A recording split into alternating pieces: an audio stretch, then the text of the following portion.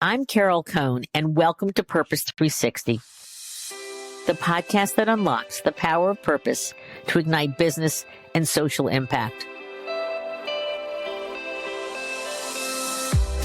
Today's conversation is about an amazing impact that a little pair of socks has made on hundreds of thousands of lives of homeless individuals in the United States. I have the honor and the joy of having an amazing conversation with Dave Heath, who's one of the co-founder of Bombas, because socks are the number one most requested clothing item at homeless shelters in the United States. The company started out that for every pair of Bombas purchased, a pair is donated to someone in need. It's the reason the company has started, and its unwavering motivation to keep designing and producing better socks, and now t-shirts and underwear. The company was founded almost 10 years ago in its headquarters in New York. It now has sales over $300 million. It has donated more than 75 million items, and it has a profound impact through its 3,500 giving partner network to impact homelessness in so many ways, whether it's working with shelters that address veterans or youth or LGBTQIA or families. But then they also took those great design elements and even went further for the use in homeless individuals, so that the socks are dark, so they don't show the stains as much. They have even some stronger seams because homeless often are walking 5 or 10 miles a day. They don't have transportation. They don't have a place to sleep in many cases. This conversation has so many insights for social entrepreneurs that want to create a company based on a true need. And it also shows Dave's mind about staying focused and not pulling beyond what he can truly have an impact on. So I love this conversation. It's a story about a company and a team. It's about the love that socks has made individuals, which are so invisible in our country, more visible, and adding a modicum of confidence to them so that they can evolve their lives. Join us for this conversation with Dave Heath.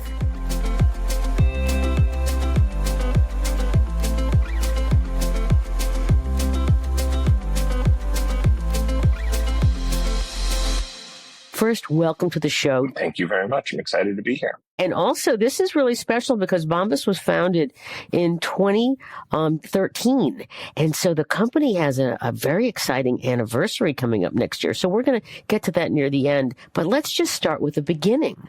So can you talk about you had this eureka moment where you put, great connection maker. That's one of the things I do. And so just share with our listeners, what was that moment? What was the genesis of this amazing company? It goes back a little bit, I'd say almost kind of to my childhood, where I grew up in a household of entrepreneurship. I got to watch my dad start a business in the basement of our house, the old-fashioned way, pre-venture funding and all this stuff, to get $5,000. And, over the course of my childhood into my teens and 20s, I watched him build, a business kind of brick by brick. Combination, I guess, of maybe genetics and osmosis. I, wanted to be an entrepreneur. And so I went to school at Babson for entrepreneurship, kind of always knowing that my eyes and heart were set on starting my own business one day. I had small businesses like dog walking and bar washing and a DJ business in high school. So it was always kind of, something I wanted to do. And so graduating from Babson with kind of the skills that they had given me, I always had my eyes and ears open for problems to solve in the world through the lens of business. Prior to Bombas, I think I'd written something like 45 business plans. I'd started 3 other companies at much smaller scale. The interesting thing about Bombas and the story that where it starts is it didn't immediately hit me that there was a business opportunity here. So February 2011, I was scrolling on Facebook and I came across a post from the Salvation Army that said socks are the number 1 most requested clothing item in homeless shelters. And I remember sitting there thinking, wow, that's pretty sad. Here's an item of clothing that I've never spent more than a few seconds a day thinking about. And yet it's perceived as a luxury item for over 600,000 people living here in the US and even more globally. I just remember it kind of sticking with me. And I remember telling Randy, who's one of my co-founders who I was working with at the time, this fact. And I kind of saw a similar reaction on his face and eventually kind of wanted to do something about it. And so, on a much smaller scale, we both started carrying socks around with us, living in New York City and handing socks out to people on the street experiencing homelessness. And that even more so validated the need, right? I had these individual experiences where I'd walk up to people who I'd never, I was never, like most New Yorkers, I was never willingly engaging with people in the homeless community. And here I was saying, hey, I don't have any money, but I've got a pair of socks. Do you want it? And every time the reaction was like, I pulled out $100 bill and gave it to them. They were like, how did you know? This is exactly what I needed. I remember one instance specifically, and this image is so burned into my mind that it was such a, I think, formative and catalytic moment for me. I saw a man take off his boots, and on one foot, he had wrapped a bandana around his foot as a makeshift sock. And on the other foot, he put a grocery plastic bag around his foot. And I was like, wow, I'm living in New York City and this person's using a plastic bag for a sock. And so, I started thinking, okay, well, how can we solve this problem at scale? Because me running around New York City handing out a few pairs a day is not really going to make a huge impact. And so at the same time, I was obviously continuing to follow entrepreneurship and kind of business success. And Tom Shoes, who kind of pioneered the buy one, give one model, was doing incredibly well. I think they were in their 5th year of business, donated hundreds of thousands of pairs, hundreds of millions of dollars. And I thought, wow, maybe that's an interesting model to kind of help solve this problem, is create a sock company that donates a pair for every pair that we sell. And that was kind of the, inspiration. First of all, when you tell that story, it's so personal.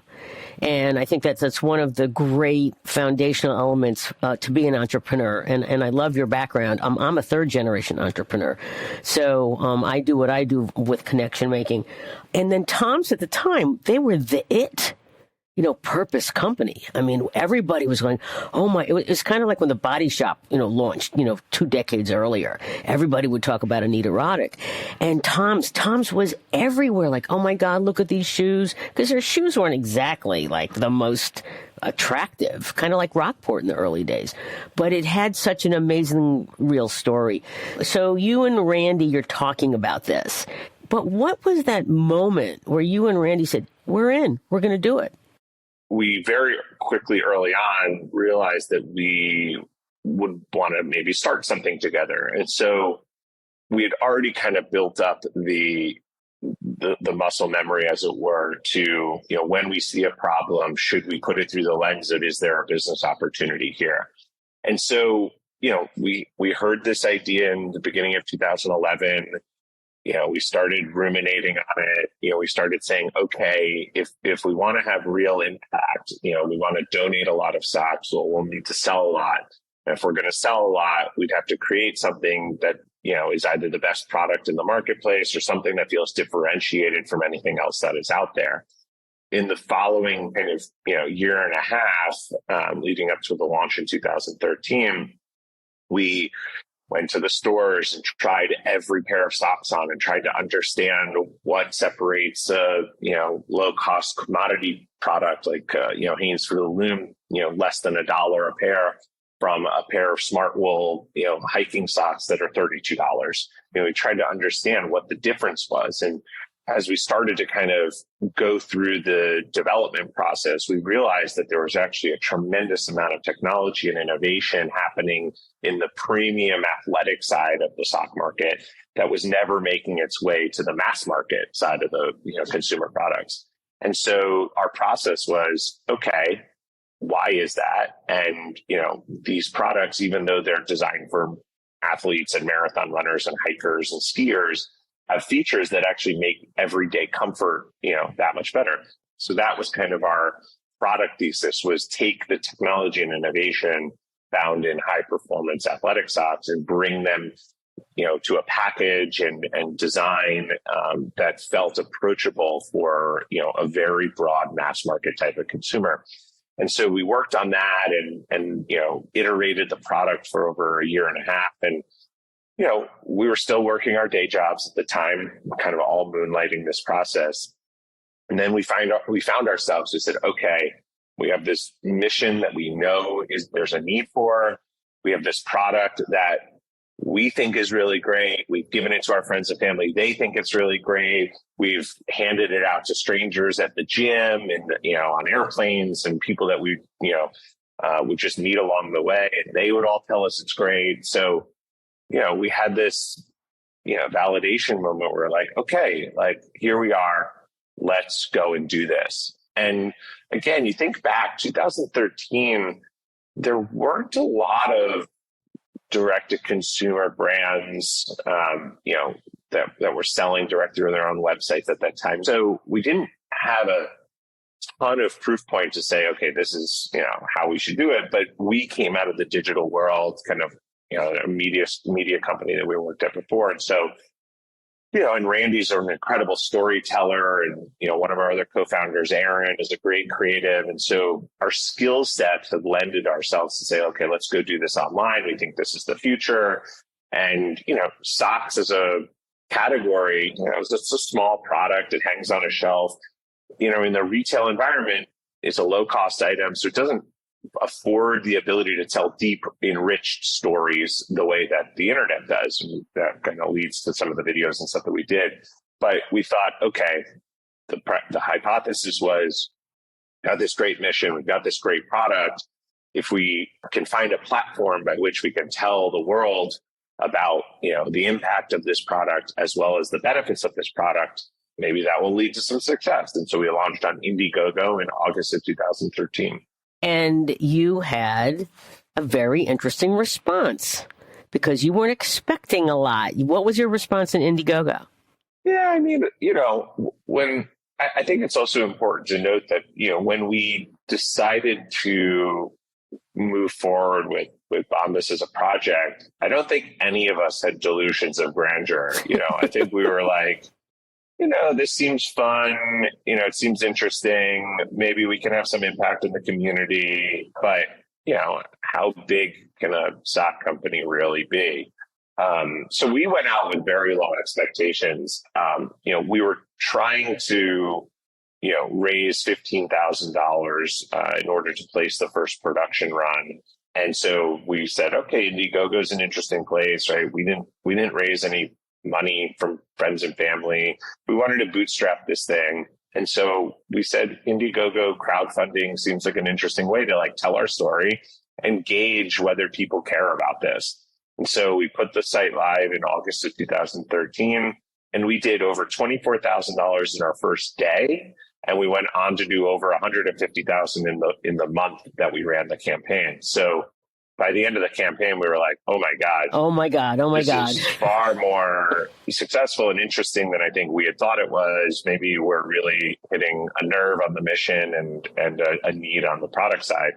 And so we took some of that money, placed the production run, built a website, and launched the website in October of 2013. And I think our next level of hypothesis was, okay, let's ship the product out to our customers, see what they think, and organically, do they come back and rebuy the product? Do they give us positive feedback? Do they tell their friends about it?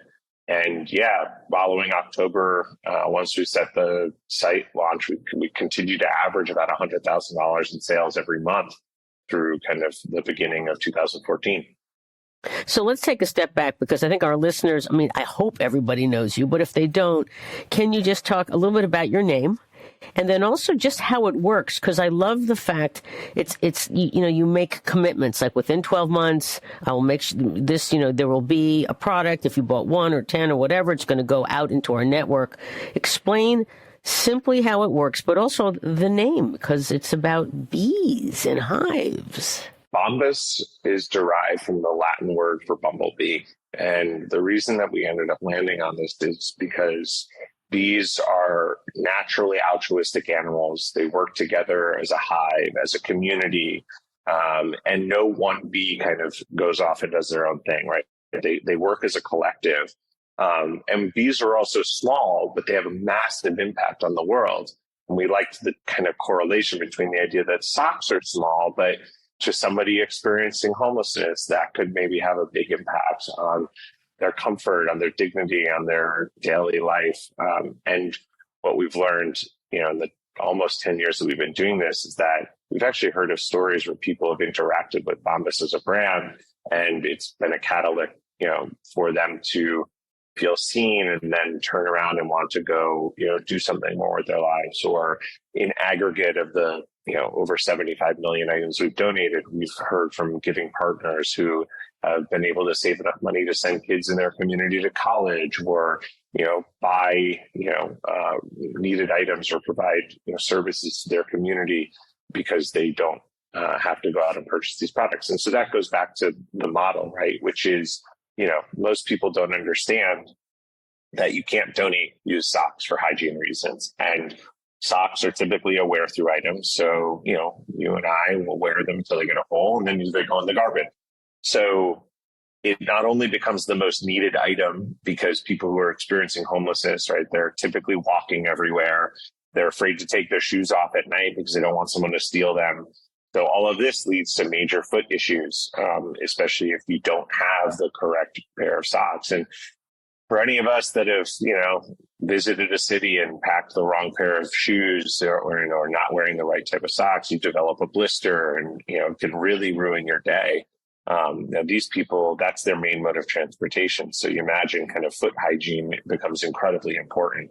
And so, homeless shelters are required basically to use budget to go out and buy new socks, and typically underwear as well, to then go out and donate these products. So the beauty of our business model is that we were solving a very specific need in the homeless community and for our giving partners. And when I talk about our giving partners, when we started the company, we didn't know how to donate socks other than hand them out, in the street, but we didn't know how to donate them at scale. So I literally typed into Google, I said, stock, donation charities. Right.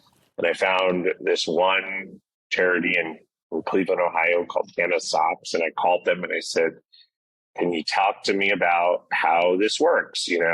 What do you do? And they said, well, we're a distribution hub. We get socks from all over the country. And then we support, a network of giving partners from people around the country. And so they were kind of our first partner. And they also really helped us understand, the product needs of the homeless community. I think one of the questions that people also wonder is, do we donate the same product that we sell? And for the first 6 months of the business, we were donating the exact same product that we were shipping to customers, because it was really important to us that we don't further perpetuate that, the notion that they're second class, that they deserve less product, right? So we wanted to give them the same joy and comfort that our paying customers were experiencing by giving them the same product. And it wasn't until speaking with our charity partners that we realized that maybe the product that we were producing for our paying customers wasn't optimized for someone experiencing street homelessness. So we did 6 months of R&D to find out, okay, let's use darker colors to show less visible wear. Let's reinforce the seams to provide greater durability. And let's use an antimicrobial treatment to help prevent the growth of fungus and antibacterial issues that, again, if you're not changing your socks every day or having access to a washing machine, and all of a sudden it becomes incredibly important. And so we developed our donation sock product. And I think it's important because this was kind of the first moment in the start of the company where we said, we have two sets of customers, right? We have our paying customer, and then we have our non-paying customer in the homeless community. And for us, it was really important to think about our non-paying customer as a customer, right? And develop product through the lens of somebody, that we are in business to serve. You might be the only or the first company that actually looked at the homeless market as a true customer. And whether you're making money, you're not making money, but you are supporting them. You're being a servant to them.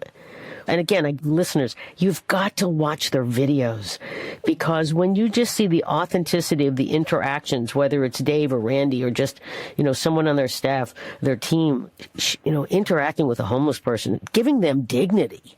So what's one of your favorite stories that when you've interacted with your constituents here, not your consumers, but your recipients, what's your favorite story? One of my favorite stories is in, I think, year 4, we did an event called 60K Day. And the premise was that on any given night in New York City, over 60,000 people are experiencing homelessness.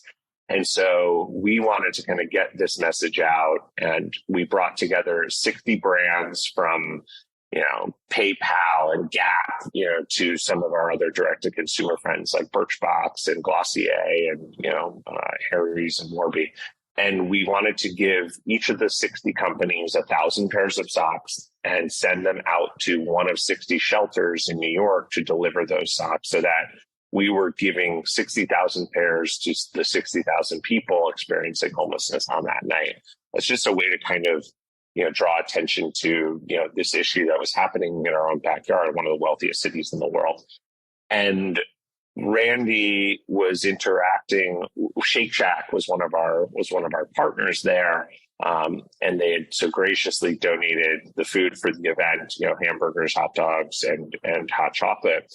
And Randy ended up interacting with one of the people working at Shake Shack, who was pouring hot chocolate, and he came over and he said, "Hey, I just want to let you know, a year ago, I was homeless in Madison Square Park and feeling really bad about myself. And someone came over and handed me a pair of Bombas socks and, a little bit of money. And, on the back of the packaging that we have, it's a message to the homeless community that, hey, we hear you, we see you, we want you to feel dignified." And he said he thought a lot about that there was this company and people out there that cared about him, or thought about him. And it kind of was a motivating moment for him to, get his life back together. And a year later, he was working at Shake Shack, which, for those that don't know, is based in Madison Square Park and one of their original location. And so that moment always reminds me that, this item that we think is just maybe a small act of kindness, or maybe provides someone a little bit of comfort, in their day, can actually have a much larger impact. That's a beautiful story. You have created this amazing infrastructure to deliver the socks and to support just this incredible consortium of giving partners. So talk about the giving network, because 3,500 partners is extraordinary. As I said before, it kind of started with this one partner that we had in Cleveland, Ohio. And, I think what was somewhat unique about our business model that was different than a Tom's or different than a Warby, is that we were focused on the communities in our own backyards, right? So Tom's originally started by sending shoes to Argentina, and then they delivered shoes to a lot of third world countries where kids, don't have access to footwear. Warby, again, similarly, through the Vision Network, was working with third world countries that don't have access to, traditional eye care. For us, we thought it was important to, donate and connect with the communities that were in our own backyards. The same way that we kind of originated the idea with me handing out socks in New York City. Over the years, we said homelessness doesn't just exist in New York or San Francisco or LA, right? It exists in every single community. I had the privilege of growing up, in an upper middle class town in Westchester County, and even there, at the local church, there's a soup kitchen, right, for people who don't necessarily have the means by which to afford a meal. And so I'm always reminded by the idea that homelessness exists everywhere, or people who are on the brink of homelessness. And so we kind of cast a broader net to save those in need. And so as we grew as an organization, and as we had customers in California and customers in Massachusetts and customers in Alaska, and as our customer network, represented the U.S. population, we thought that our non-paying customers should represent, the same places where our customers are purchasing. And so it led us to this idea of creating a giving network. We thought it was important to have connection with all of the communities that we were selling our products into. We thought it would be important to have connections with those communities where we were donating product as well. And so over the years, we built out a network of over 3,500 giving partners that are mostly made up of homeless shelters or organizations that really focus on the poorest population in our country, to help them get services or items in need. And not surprisingly, universally, socks continues to be the number one most requested clothing item that they put in a request for. And so where this actually all kind of really started from is, as we started to get more broad stream media attention, we were on the Today Show, we were on Shark Tank, we were on Good Morning America. We had people reaching out and saying, hey, I run a shelter in Alaska. How can I get some of those donation socks? And so we started building out a form and a team internally just to service this part of the business. And so we've got this amazing giving team internally that liaises with all 3,500 partners. And they're all different. You treated it not as a bolt-on or an afterthought, or this is somebody's job after five. You treated it as core to the essence of what Bombas was. And one of the things in one of your videos you talk about is you determined the real-time needs of giving partners before you just sent them product. And then you asked them, when do you need it? It was great customer relations. And I think that that's such a strong insight for anyone who's going to take either at the center of their business, their purpose, or that wants to be a key part of it. So that's brilliant. I think it's a great parallel, actually, because, I think to really crystallize that thought for the listeners is, if you opened up an account with Nordstrom's, right? You wouldn't just start sending them product, right? They'd say, we can take this product. We'd take the spring product in spring. We'll take the winter product in winter. We can take this amount at this time for this store. And, you'd work with them, right? Because they're a client. And so that customer lens mentality that we apply to the giving side of our business reminds us to treat our giving partners like clients, because ultimately they're serving customers, on the non-paying side of our business. That's brilliant. And I also love the fact that you were expanding the scale and the impact of this little pair of socks. And so that you have, in terms of your local giving network, you focus on veterans, youth, families. You address food insecurity, special support for LGBTQIA. You provide the groups that provide educational services, coordinating foster care. I mean, this is the pebble in the pond, but those ripples are just profound. So on that, I want to ask this follow-on question, because you have two children here that you love equally. You have great socks, and now you have T-shirts and underwear. You have a great commitment to a cause. And I love on your website that you actually have Q&A and resources to talk about homelessness, because it's not an easy issue. Does one of these parts of you have primacy over the other? Never. Never. Okay. We always said that, from the moment we launched our Indiegogo campaign, right, the two pillars of the business are the mission and the product. And because the mission is dependent on the product, they can never be separated, right? Because the more we sell, the more we donate. And the more we donate, we feel like that helps push the brand forward to encourage customers to come back and feel good about their purchases. And, we close the loop for them, as you were saying. I mean, we most recently just launched this thing called the Impact Report.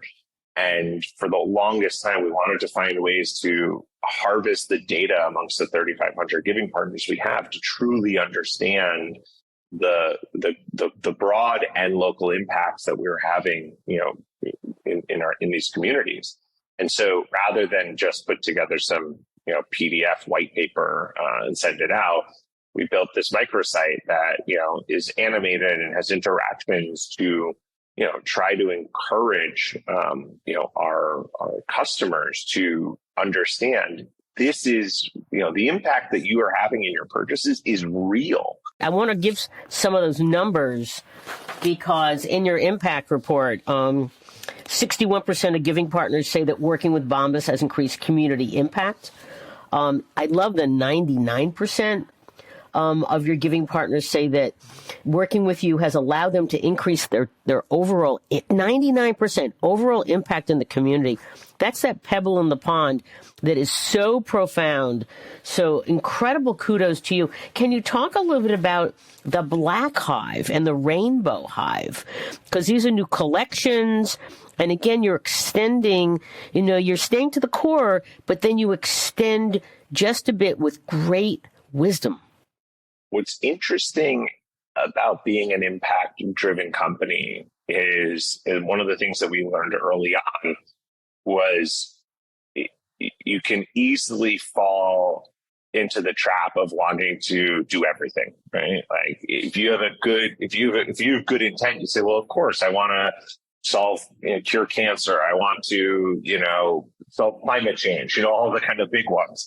And so early on, we found ourselves, we made pink socks in October for Breast Cancer Awareness Month. And then we just found ourselves kind of chasing all of these impacts to try to be everything to everybody. And when our employee research group around the LGBTQ plus IA community came together and they said, hey, we'd like to do something for Pride. And so at first we were going back to the Breast Cancer Awareness Month socks. And we're like, look, our mission is homelessness. We've got to stay true and focus on kind of that root cause. And with a little bit of research from that group, what we quickly realized is that homelessness has a disproportionate impact on the LGBTQ plus IA community, specifically teens. So over 40% of teenagers who identify as LGBTQ plus IA have experienced homelessness, right? Because they're pushed out of their homes, they're not accepted in their communities. And so that was a key tie-in for us to say, oh, we should be doing something to bring awareness to the LGBTQ plus IA community, but we do it through the lens of homelessness, right? We bring it back to our root cause. And then the same thing with the Black Hive is our employee research group internally that represents as Black. We said, obviously, with the uprise of last year, we wanted to do something in the community. And so we said again, okay, how do we tie this back? We need to do something because the issue is so important, but how do we tie this back? And similarly, we found a staggering fact that while the Black population is about 13% of US population, it represents over 45% of the homeless population is Black, right? So a disproportionate, again, bias towards that community. And so we invited all of the Black creators in our organization to create a collection of socks that they were then the models for the advertisements in, to bring, again, awareness. And all of the proceeds, the sock proceeds, were donated to specific giving partners that served Black communities. And same thing with the LGBTQ plus IA Pride campaigns. Those go to serve organizations that focus on those groups. So how did you have the discipline not to chase everything? Where did that come from? Babson?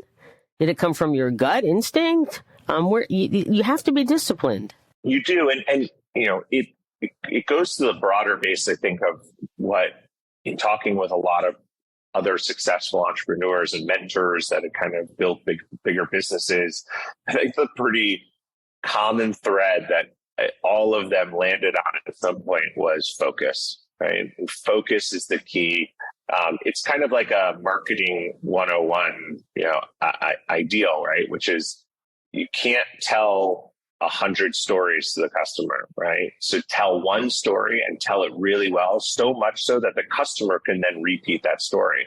And so what we found over, the time, and both anecdotally of me just being around friends and, meeting customers, and they'd say, right, you're the brand that says socks are the number one most requested clothing item, so you donate a pair for every pair. That's the one idea that I want every customer to know about. And I want them to just have that ingrained in their head. And so when we started getting pulled towards wanting to do other things, we said, no, we have to stick to telling the one story that we know how to tell. The one story that we know how to tell. So my comment that focus is your friend, brilliantly executed by Bombas. Thank you. You're welcome. A question about the buy one, give one model. Tom's has steered off of that, and there have been many that have tried, and it kind of got into the washing of that model. Is that model dead? I mean, obviously not for you, but, as there's a young entrepreneur, older entrepreneur sitting there listening to this, and they go, maybe I could do it with XYZ. Is there still an option to do that? There is, but it's not for every category. I think what was so unique about the problem that we were solving is that homelessness is not static, right? So 90% of the people who experience homelessness are what are called transitional homelessness. It means that in any given 12 months, they will go in or out of homelessness. Now, 10% are chronic homeless. Those are people who will experience homelessness beyond 12 months. And so it's a population that's a revolving door, right? So people are constantly coming in and out of homelessness. So the need for this product, and also since it's a wear-through item, is ever present. And so we are kind of fulfilling this leaky bucket, as it were, right? We're just putting more water, and then it's going out the other side. Whereas I think with Tom's, what they found, they were the pioneers of this. So, they had to learn a lot of lessons along the way, is that their impact in these local communities, well, shoes, last a lot longer than something like a pair of socks. And they found that in some communities they were going into, they were actually having a negative impact where they were, the local artisans who were making shoes, even at a limited supply, would be pushed out of business. What I'd also say is, the proliferation of, social entrepreneurship or, business for good over the last 10 years that we've been running has found its way to show up in a lot of different ways. In some, it's let's donate a percentage of our sales to an organization that has an impact on the climate or, whatever community. Some, they've found unique ways to recycle products. And so social entrepreneurship has evolved over the time, and I think for the better, right? Because there is not a one size fits all model, right? And so I think what's really important, I use the most extreme example.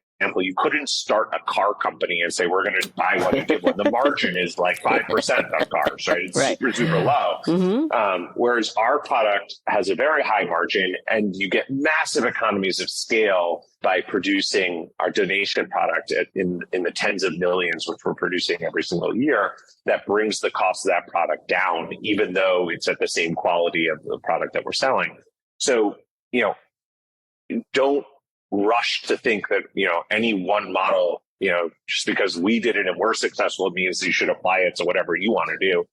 Figure out, again, go through the customer lens project, figure out what makes sense the most to the consumer that you, or the community you want to have an impact in, and then back into that model into your business. And you have to make sure fiscally it works, right? Like, before we even started, we said, okay, what's the cost of the sock? What's the cost of the donation sock? We need to then sell it for, why? Because, we have to cover the cost of this additional margin. So it's not dead, but again, it's not universal where it works with everything. So let's turn a little bit to the future and the 10th.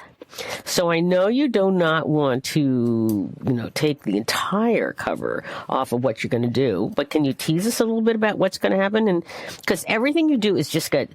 It's fun. It's important. It's caring. I call it delicious. I love your brand and I love what you do, but what are you going to do for the 10th? So 10 years will be next August for us. I can't speak too much because I think my PR team would kill me. But we're going to do something big. It's going to celebrate not only a year milestone. It's going to, I think, pretty perfectly line up with a big donation milestone. So, nice. Okay. Certainly more to come. I bet I know that donation milestone, and it might have like 100 and something in it or something like that. But okay, all right. So we won't pull the cover off of that. I'm curious about. You've been doing this journey for almost 10 years. What is the most unusual thing that's happened with the notoriety that you've gotten? I'm happy to say that I don't have any personal notoriety.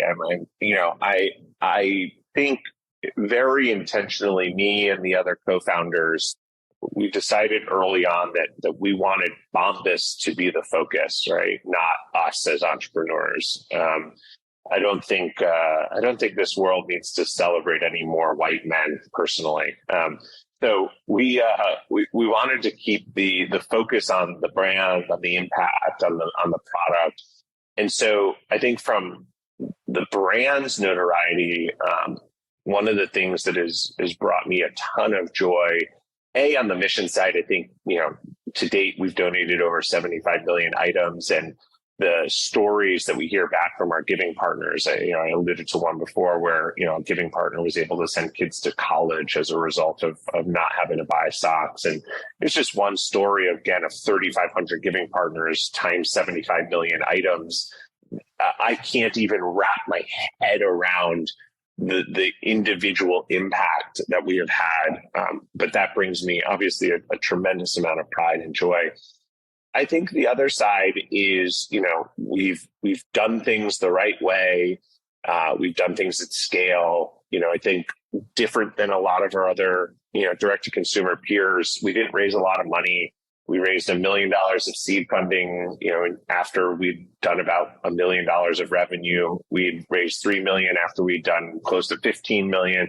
And that was the last money we brought in. So we built our entire business, which is now over $300 million in annual revenue, on $4 million of capital raised. That's outrageous. While being able to have the impact that we've had in our community. And what is on the brand side or the business side, what has brought me a ton of joy is hearing from the next generation of entrepreneurs. And I've already seen a bunch of brands start that say, I want to do things the way Bombas did it. I don't want to raise a lot of money. I want to have a lot of impact in my community.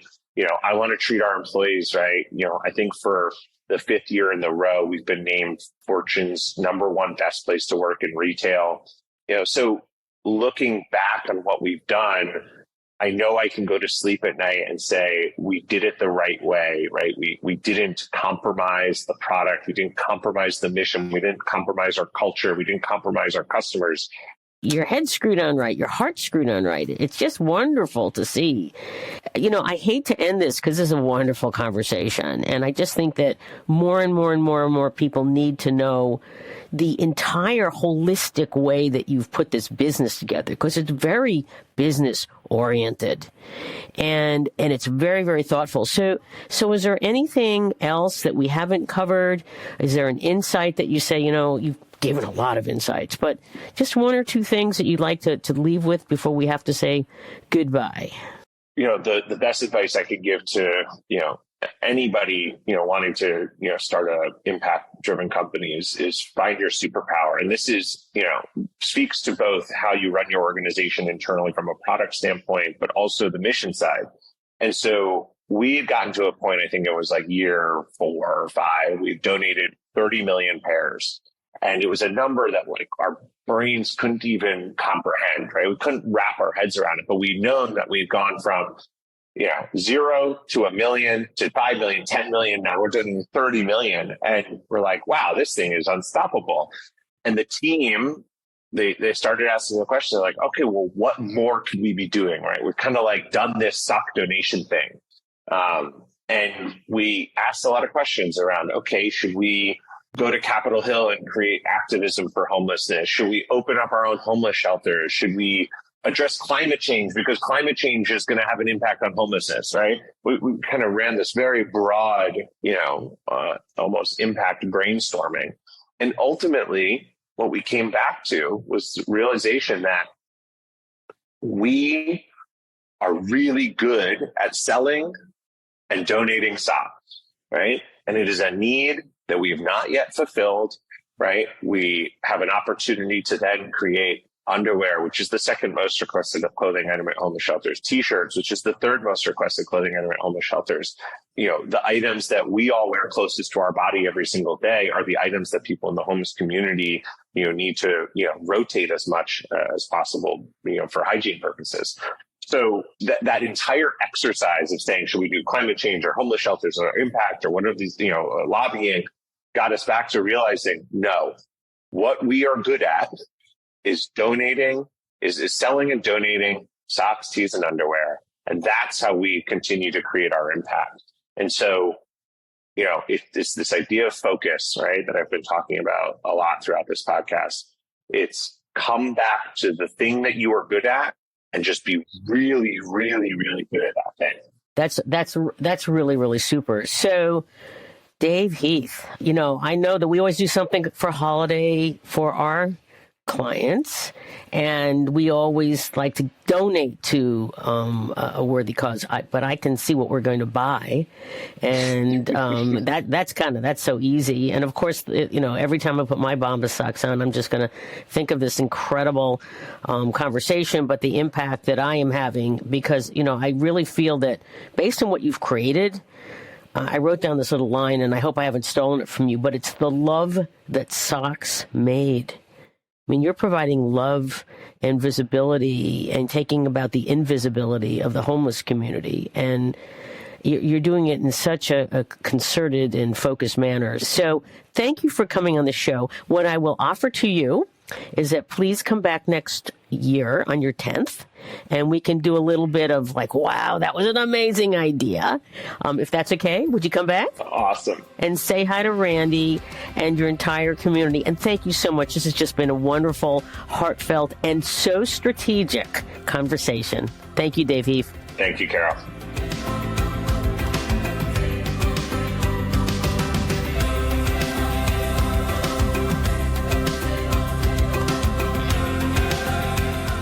This podcast was brought to you by some amazing people, and I'd love to thank them.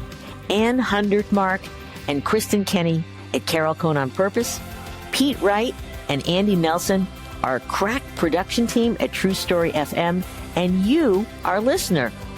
We love hearing from you, so please give us feedback. Let us know names of people you'd like to hear on a future episode. How about some new questions to ask? And also, please rate and rank us, because we really want to be as high as possible as one of the top business podcasts available, so that we can continue exploring together the importance and the activation of authentic purpose.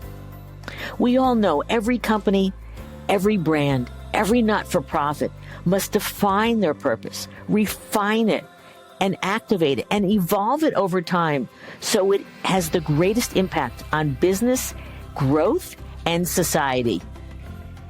And by listening to these episodes and sharing them with your colleagues and talking about them, I want to inspire you to have an amazing answer to this question: what is the power of your purpose? Thanks so much for listening.